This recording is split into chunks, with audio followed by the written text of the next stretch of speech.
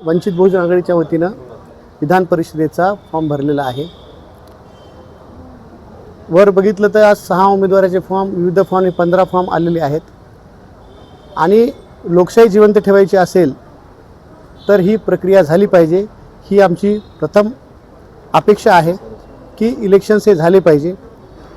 आमच्या कानावर होतं की बिनविरोध इलेक्शन होण्याचे चान्सेस खूप जास्त आहेत आणि बिनविरोध इलेक्शन होऊ नये यामुळे आम्ही फॉर्म भरलेला आहे।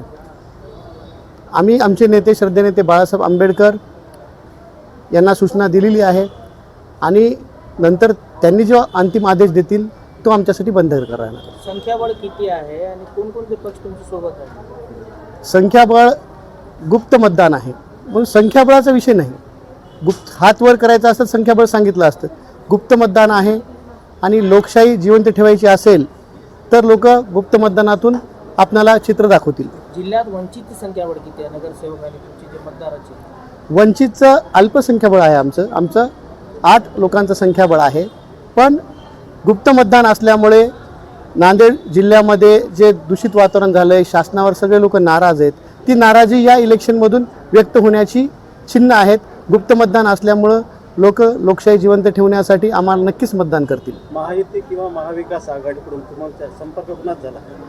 अजून आमचा संपर्क कुणाचाच झालेला नाही, कारण आमचं संख्याबळ कमी असल्यामुळं हा फॉर्मच भरणं हे आमच्यासाठी खूप अडचणीचं काम होतं।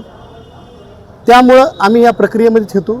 आता संध्याकाळी होईल, संपर्क होईल, आम्ही कॅम्पेन करू आणि हे इलेक्शन लोकशाही म्हणजे झालं पाहिजे ही आमची म्हणजे रास्त आमची भूमिका आहे। 10 माहितीप्रमाणे सूचक लागते, तुमच्याकडे 8 आहेत, 2 कोण आहेत? आमच्याकडला अपक्ष लोकांनी आम्हाला सूचक अनुमोदन दिलेलं आहे, असं आमचं 10 आहे, म्हणूनच आम्ही इथं फॉर्म भरू शकायला आलो नाही।